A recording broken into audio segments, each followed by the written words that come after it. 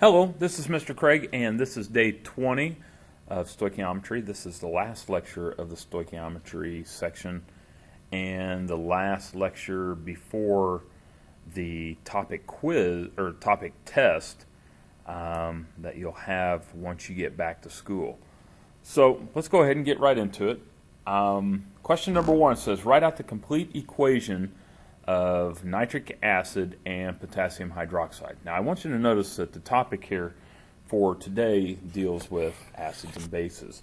Probably one of the first things, and this is a real basic introduction for acids and bases, and I'm going to spend a great deal of time talking about acids and bases a little bit later on, but here's the general or the generic reaction whenever you have an acid with a base.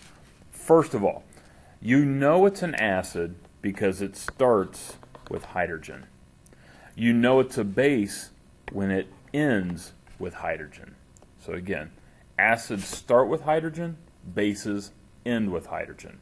Now, not all bases have OH, and we will talk a lot more about that a little bit later on, but I believe all the examples that I have today, all the bases have OH, or a hydroxide. And we'll talk about the different types of acids that exist later on in the year, probably around after Thanksgiving, around Christmas, somewhere around there. But for now, if you see something that starts with an H, that is an acid. If you see something that ends with an H, it is a base. Now, there are some things, like probably one of the most common things that we deal with, water. In other words, it starts with a hydrogen and ends with a hydroxide. Is this an acid or a base? And the answer is yes, it's both. It's amphoteric. In other words, water sometimes behaves as a base and sometimes it behaves as an acid. How will you know when it's acting like an acid or a base? We'll talk about that around Thanksgiving or Christmas, okay? But today, I'm not giving you any amphoteric substances, so you don't have to worry about that. Also, acids and bases are only on the reactant side, or the stuff that we start with. Now, we'll talk a little bit later on about conjugate acids and conjugate bases, and those are on the product side. But for today, we're just talking about reactants, the things we start with. If it starts with an H, it's an acid. If it ends with an H, it's a base. And actually, for today, if it ends in OH, it's a base. All right, so getting back to the generic equation where we have an acid reacting with a base, and we know that's an acid because it has a hydrogen at the beginning. We know this has a hydrogen at the end. Anytime that you react an acid with a base, we always form, let me write it out here, HNO3. That's our nitric acid. Make sure you can name acids. You don't have, well, bases you don't have to worry about. There's no special naming system for bases. But for acids, I believe it was either lecture somewhere between 1 and 5. I'm going to throw that out there because I don't remember exactly which lecture. You need to be able to name acids as well as any other chemical formula. All right, so nitric acid plus potassium hydroxide. And again, what kind of reaction do we have here? Yeah, I know it's an acid and base reaction, but it's also a double replacement. Here's our metal, here's our non-metal. Here's our metal, here's our non-metal. So it's a double replacement reaction. The partners are going to switch. So we're going to put the H with the OH, so we're forming water. And we'll put the potassium with the nitrate. And what we've done is we've actually neutralized this reaction. This is a neutralization reaction as well. So if you can take something, I mean, if you have a high concentration of nitric acid, and we won't talk about its strength yet, and you pour this on your arm, it's going to do some significant damage to your arm. You have a high concentration of potassium hydroxide and you pour it on the other arm, it's going to do some significant damage.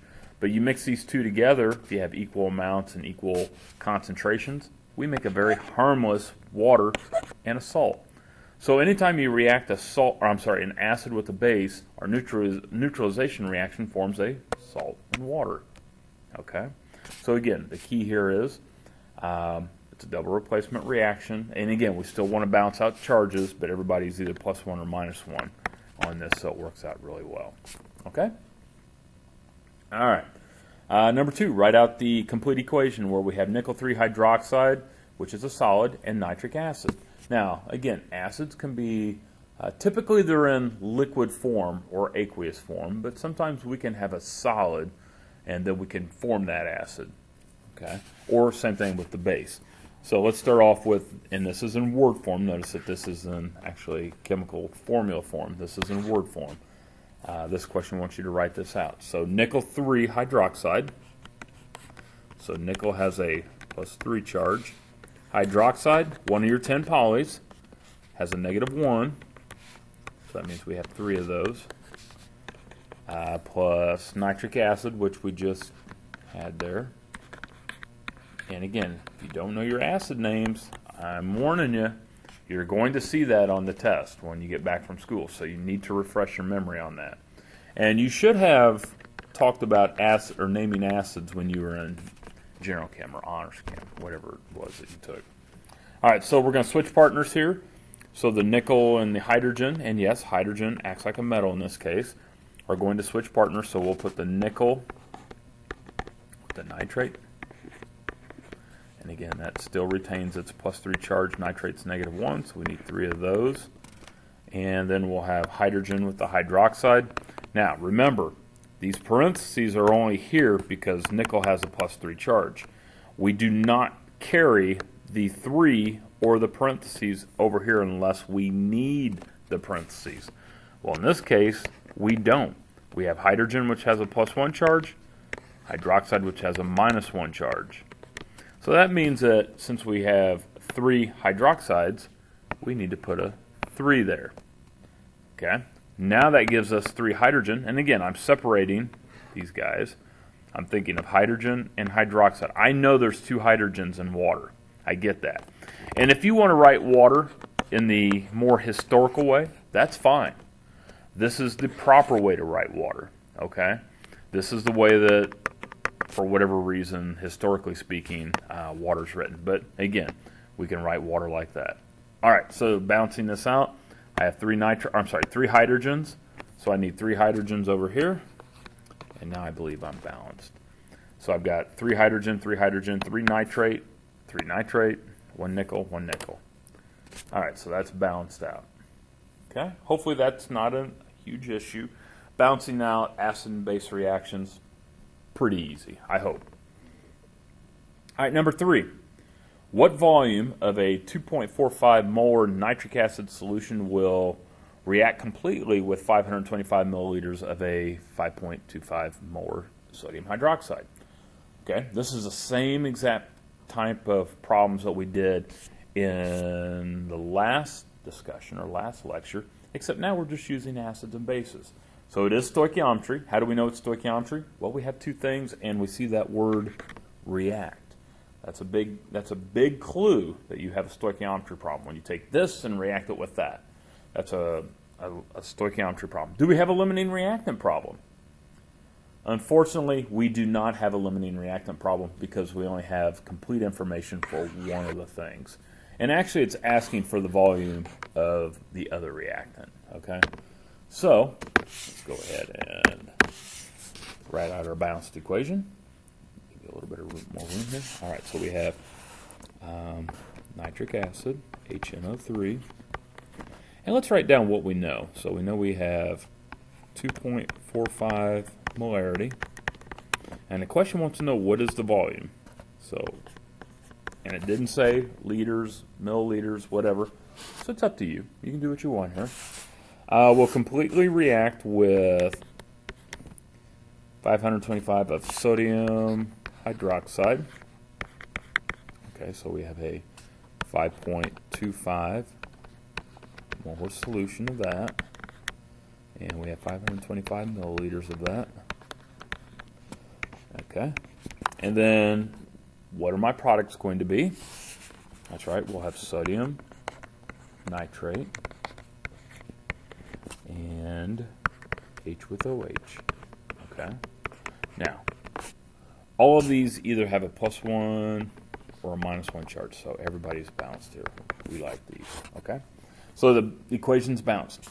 No information or nothing is asked or given about these guys, the products. So we don't care about them. Okay? They're just there so we can balance out the problem. All right. Do we have enough information to start with the nitric acid? The answer is no. Why? Because actually this is what we need to finish with to get the answer. So we have to start with the sodium hydroxide. Again, if you know the volume and you know the molarity, you always start with the volume. Okay? So, and the reason is, step 2 in stoichiometry is to change what's given into moles.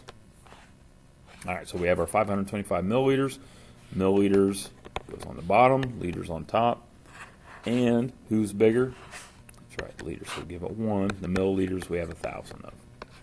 Okay, now I need to go one more step here. Now liters needs to move diagonally.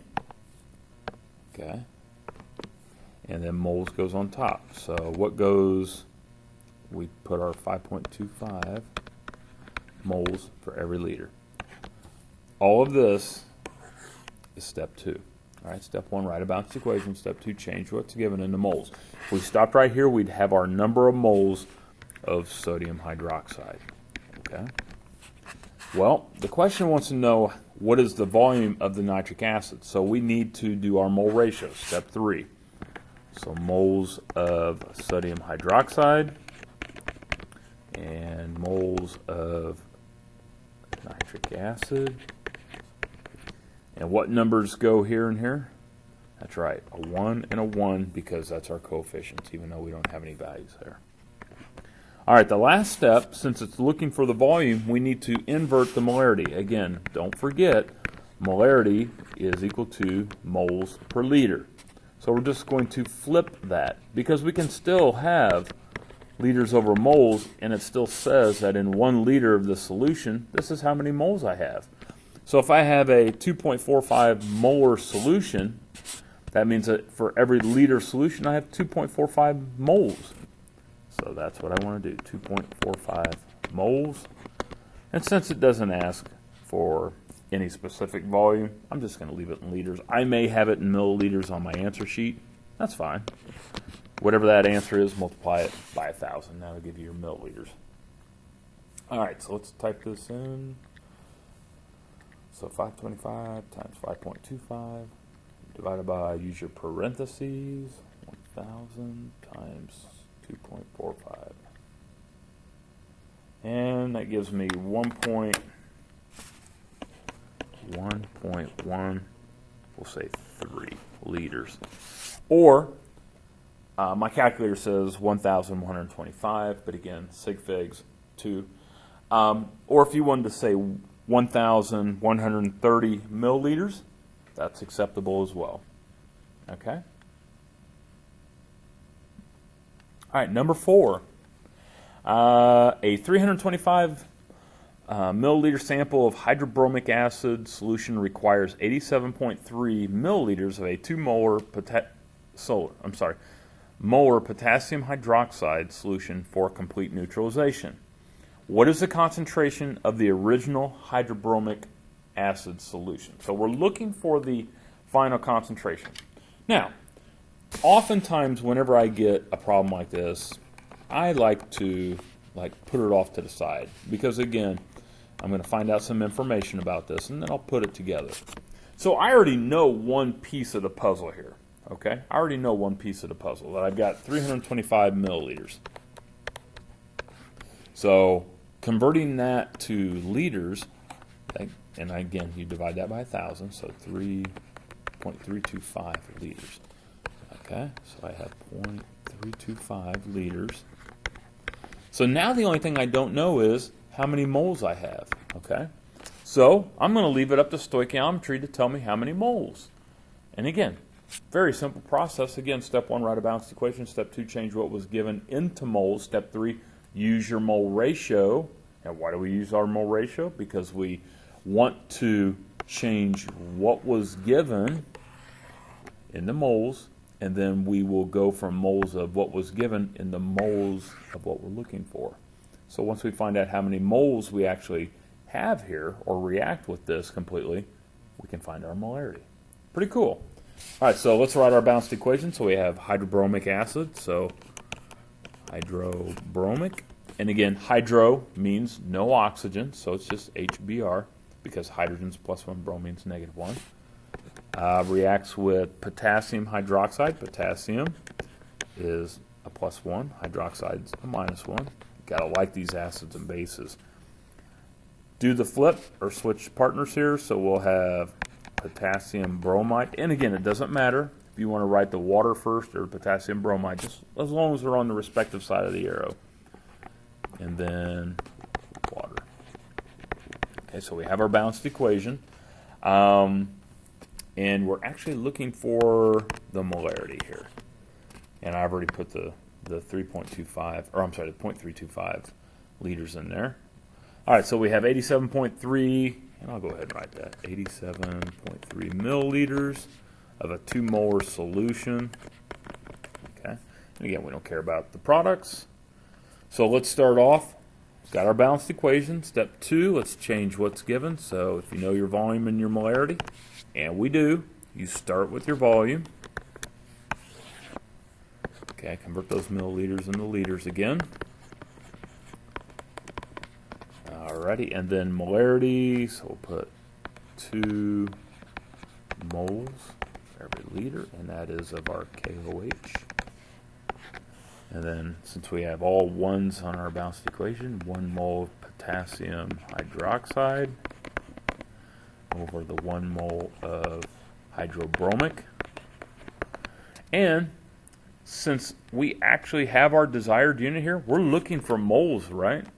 We need to know the number of moles for that part right there. So we stop right here. Don't try to incorporate that volume in there. Now we could do it.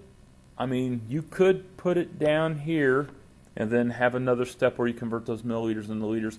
But I think at this point it might be a little too confusing. So I don't want to do that. I don't want you to have to think about that just yet. So let's just do it the simple way here first. All right, so 87.3 times 2, and divide that by 1,000. And that'll give us our number of moles, which is, and we don't want to round this yet since this is not our final answer. So 1746, and that's moles. So we'll come back up here, and we will plug that in. So 0.1746. And then we have that number in our calculator. Divide that number by 0.325. And our molarity for our hydrobromic is 0.53, we'll say 7 molarity. Okay. So again, in this situation, we were given a volume and it's asking us for our molarity. So I would not try to do anything with this volume at this point in the game, anywhere in here. But if you want to skip ahead, you can. But you could have done this, okay? And I'm only showing this, so if you don't like it, then skip through it. I'm going to erase that part right there. You could have placed the volume down here. What was it again? 0.35. Okay, so 325 milliliters, and I think this. Oops, where'd my thing go?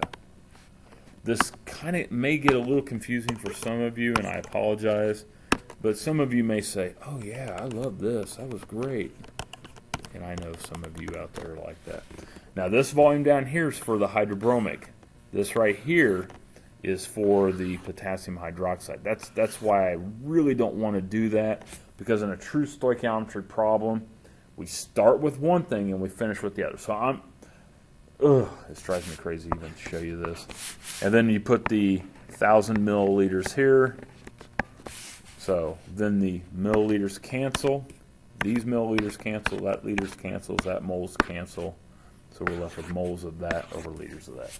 It'll give you the same answer, but you really have to be focused on what you're doing and definitely show all of your units on that. Again, I really recommend this way as opposed to what I just showed you there. Okay, let's go to the next problem. Number 5. Sorry about that.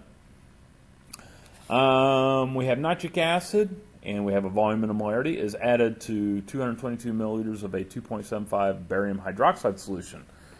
What is the concentration of the excess hydrogen or hydroxide ions left in the solution? Oh, this is a dirty problem.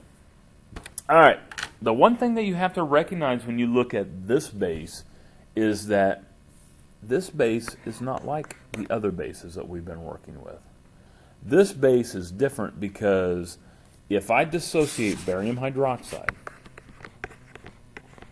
how many hydroxides do I get? Ooh, where'd you go? How many hydroxides do I get? That's right. I get double the bang for my buck here. I get 2 OHs for every barium hydroxide. And that's huge. Because if you see a problem like this, or any group 2A metal, okay, again, calcium on down is soluble with hydroxide. So that is considered a good base. So most of the acids that we'll be working with at this point are monoprotic. In other words, that has 1 hydrogen. So if you have a base that has 2 hydroxides versus an acid that has 1 hydrogen, we don't have equal amounts. Even though the volumes and the molarities are the same here, they're not the same stuff. All right, so let's go ahead and do it. It's still a stoichiometry problem. No big deal. Okay. All right, here we go. Actually, yeah, so it's asking for the concentration of the excess hydrogen or hydroxide. So, all right, what we really have here is a limiting reactant problem. So we need to find out who is going to run out first. Okay? So, step 1, let's write a balanced equation. All right, so nitric acid, HNO3, plus our barium hydroxide, and our products here. Again, hydrogen's going to go with the hydroxide, so again, you don't carry that parentheses and 2 over. And barium with the nitrate. Shouldn't have done that yet. Okay, barium has a +2 charge, nitrate's -1. That's why I can't help myself sometimes. All right, so +1, -1, +2, -1. All right, so let's balance this out. Doesn't matter where you start. So we have 2 nitrates, 2 nitrates. Okay. 2 hydrogen. Okay, again, yes, I know there's 2 hydrogen in water, but focus only on this hydrogen. So there's 2 there. Oops. Okay. Now we have 2 hydroxide, 1 barium, 1 barium. We're balanced. Okay? All right, now we have 222 milliliters of each of these, and they both have the same molarity, 2.75. Okay? Now, yes, we do have a limiting reactant problem here. And no, we don't have equal amounts. Okay? So again, doesn't matter which one do you want to pick. I'm going to start with the nitric acid here. So if you know the volume and the molarity, always start with the volume. So 1 liter. And hopefully you can do some simple deduction here and realize, oh yeah, this one thing should be the limiting reactant. Okay. And then we go ahead and put, and again, that's our HNO3. So we'll put 2 moles of HNO3 down here. 1 mole barium nitrate, or barium hydroxide. Okay. And now we want to go back to milliliters. So in 1 mole, I'm sorry. We want to get moles down here, so we're going to use 2.75 moles per liter. Again, we're flipping our molarity, okay? And then we'll convert those liters into milliliters. Okay? All right, So let's type all that in.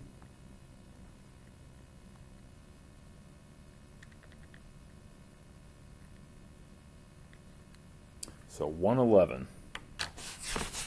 Okay. All right. Now here's what this is saying. If I use all 222 milliliters of my 2.75 molar nitric acid, I will only need 111 milliliters of my barium hydroxide. So, who's my excess? Correct. Barium hydroxide is my excess. This is my limiting reactant. Okay. So, going back to the question, we're not going to have any hydrogen left over. It's going to be, the question wants to know how much hydroxide, and the question wants to know what is the concentration of the excess hydroxide ions. Oh, you guys are going to love me. All right, so first things first. No hydrogen remains in this solution, so we only have hydroxide. How much hydroxide? Well, the nice thing is we started off with the limiting reactant, and we found out how much of the barium hydroxide we're actually going to use. We have 222 milliliters of it, but we're only using 111 milliliters of it. So we need to find out, okay, well, how much hydroxide do we have? So really what I have is, I'm going to take my 222, and I know this is kind of dumb, and subtract this from the 111, which means that I have 111 milliliters of the barium hydroxide left over. You may want to make sure that you show that, okay? That probably would be worth a point. Definitely on the AP exam. So now what we get to do is we get to answer the question. So we have 111. We're going to start with our volume, and we know our molarity. Convert that into liters. Okay. Still 2.75 molar barium hydroxide. Okay. Now, what's different about this is, in this step here, I'm not comparing reactant with reactant. I'm only comparing how much hydroxide I have in every barium hydroxide molecule. So I'm going to have mole of barium hydroxide down here. I'm going to have moles of hydroxide up on top. Now, my question to you is, I'm not looking at the balanced equation now. I'm looking at the balanced formula. So for every 1 mole of barium hydroxide, how many hydroxide ions do I have? That's right, 2. So based on that, I can get my number of moles of hydroxide. Now let's do that. So I have my 111 already in my calculator, times 2.75 times 2 divided by 1,000. All right, so this gives me point, and again, it's not our final answer, so don't round, 6.105 moles, and this is of hydroxide. Now, what's the question asking? It wants to know what is the concentration, okay? What is the concentration of the excess? So, all right, molarity is moles per liter. We know how many moles of hydroxide we have. 6.105 moles of OH. Here's my question. What's my volume? What amount am I going to put down here? Do I put 111? Do I put 222? Or do I look at the whole problem and ask myself, well, what's my total volume? Well, if I'm taking 222 milliliters of nitric acid and 222 milliliters of barium hydroxide and pouring them together, what's my total volume? Correct. I have to add these volumes up. So I have 222 plus 222, which is 444. Divide that by 1,000, and I get 0.444 liters. Okay. Again, molarity is always the number of moles divided by the total volume. So I have that 0.6105 divided by 0.444. and that gives me a concentration of 1.38, and that is equal to my hydroxide concentration. That's how much remains. Now, based or knowing that, later on, we'll calculate pH from that, or pOH in this case. Okay? But this is just stoichiometry. We're not worrying about pH or pOHs just yet. This was a pretty nice problem. Looks pretty darn innocent, doesn't it? But there was a lot involved with that one. All right, one more. Number 6. Calculate the mass in grams of the precipitate formed when 4.33 liters of iron 2 acetate is mixed with 425 grams of ammonium hydroxide dissolved in enough water so that the total volume of the solution equals 4.33 liters. The density at room temperature for this iron 2 acetate solution is 1.008 grams per centimeter. All right, I'm going to tell you right now, we do not have an acid and base reaction. Okay, how do we know? Because we have iron acetate, so that's not an acid or a base. The ammonium hydroxide, yeah, it's a base. It can act like a base, but this is not an acid and base reaction. So this is just a good old-fashioned stoichiometry problem that, in my book, could be a butt kicker. All right, but again, the key here is stoichiometry. You have your 4 steps. First, step one is always write a balanced equation. So we have our iron 2 acetate. So let's do that. So iron, and it has a +2 charge, and acetate, C2H3O2 with a -1. So that means we need 2 of those. And let's see, calculate the mass of the precipitate. So we haven't got that yet. It's mixed with 425 grams of ammonium hydroxide. So ammonium hydroxide, 2 polyatomics that you should know. Those are +1, -1. And we have 425 grams of that. Okay. And it's dissolved in enough water so that the total volume of the solution equals 4.33 liters. That's nice for later on. The density for this iron acetate solution, oh, here we go. So we have 4.33 liters and a 1.008 grams per centimeter cubed. Okay. All right. And let's see here. Question wants to know, calculate the mass in grams of the precipitate. So let's see. We've got iron and hydroxide. So let's put that. And iron has a +2 charge. Hydroxide -1. So that means we need 2 of those. And then ammonium acetate. So NH4. C2H3O2. Again, -1, +1. Let's see. Let's balance this out. So we have 2 hydroxides. Put 2 there. We have 2 ammoniums. Put 2 there. And we are balanced. All right. Solubility rules. Okay. Solubility rules. Who forms my precipitate on the product side here? Okay, let's look at the ammonium acetate. Anytime you have ammonium, what does that do? That's right, we treat it like a group 1A metal. So anytime you see ammonium, soluble. We also have acetate, soluble. So that means soluble means that it's not going to form a precipitate. Iron hydroxide, all hydroxides are not soluble except with group 1A and ammonium, and calcium on down. Well, iron just so happens to be right here. So it's not in group 1A, and it's not calcium on down. So this is our precipitate, the iron hydroxide. So we circle it and write PPT. Also, this is what the question's asking. It says calculate the mass in grams of the precipitate formed. So we're looking for question mark grams. All right. So step 1, out of the way. We got our balanced equation done. Step 2, let's change what's given into moles. But hold on.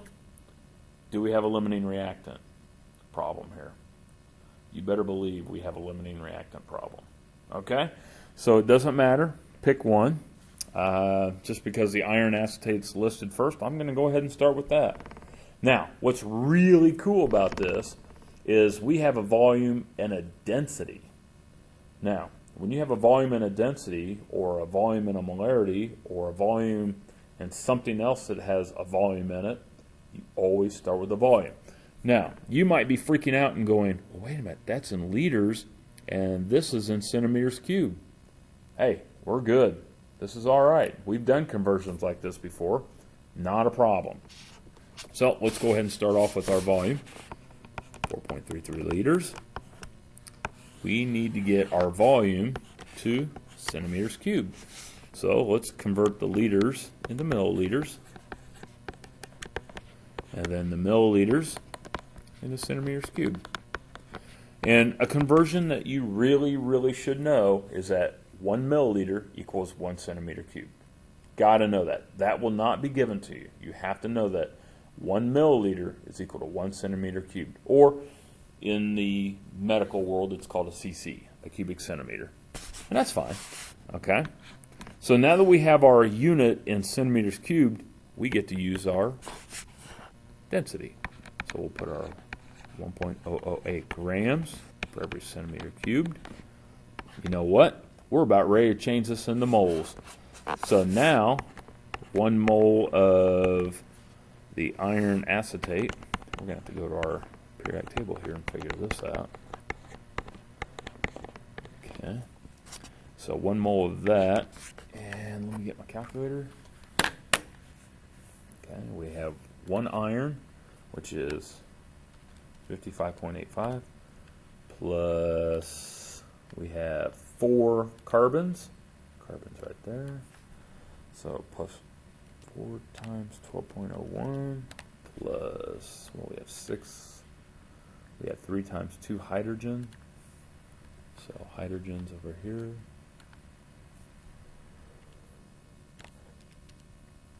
008 plus we have 4 oxygen, and oxygen's over here. So 4 times 16. So that gives us a molar mass, and we don't want to round this since we're not done yet. 173,938. Okay, that's our molar mass. Now, this is probably one of the longest step 2s you'll ever see.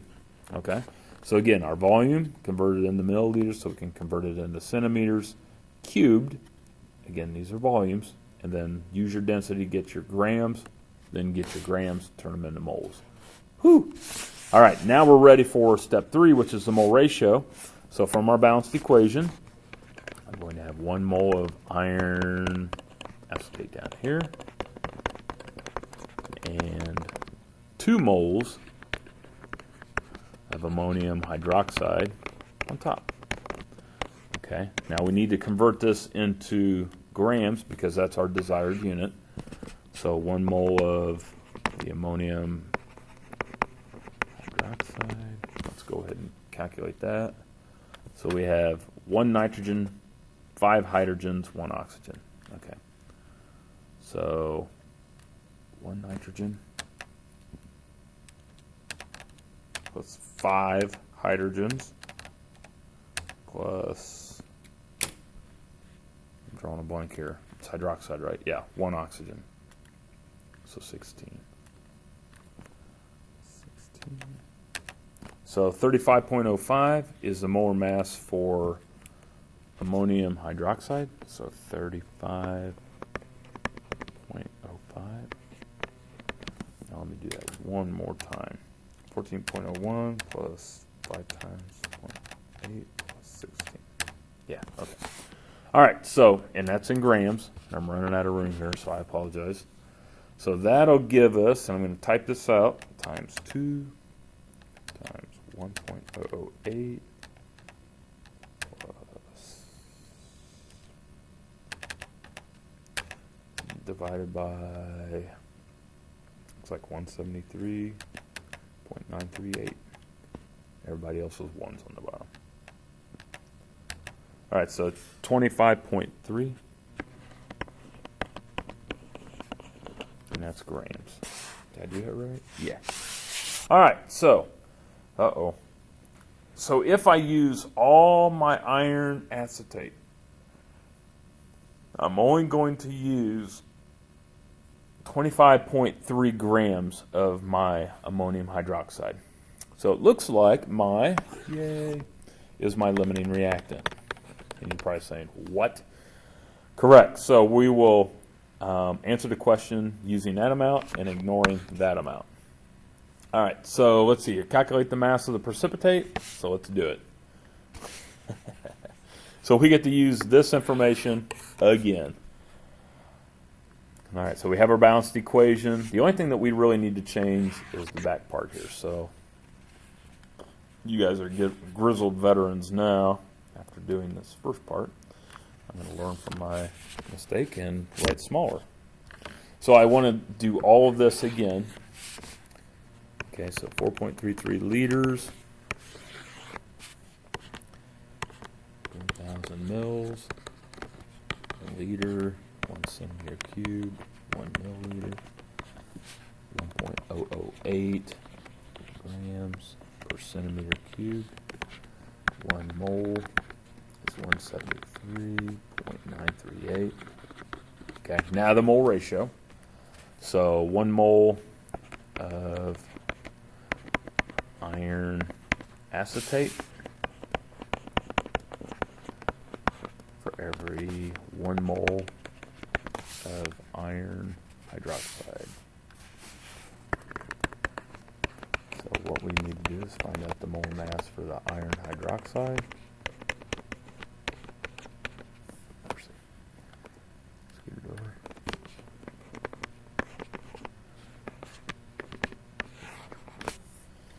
Okay. So iron hydroxide, iron is down here. So 55.85 plus 2 oxygens plus 2 hydrogen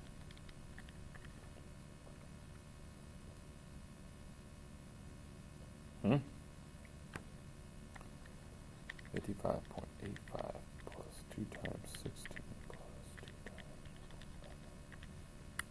So 89.866.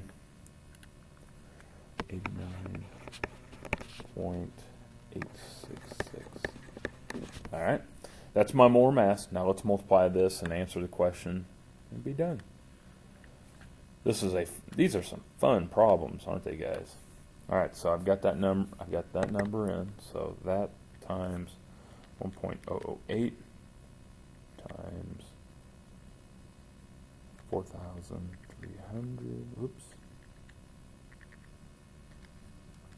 Divided by 173.938. And that gives me around, what is that, 2,000? Yeah, so 2.2, we'll say 6 times 10 to the 3 grams. And that's of the iron hydroxide. All right, these were some very, very interesting questions. And again, if you can work these types of problems out that's on this sheet, you're in very good shape, okay? And that's why I'm having the help sessions. If you have questions or how to just think through or talk yourself through a problem like that, that's why you come to the help sessions, okay? As always, I hope this video has helped. If you have any questions, don't hesitate to email me.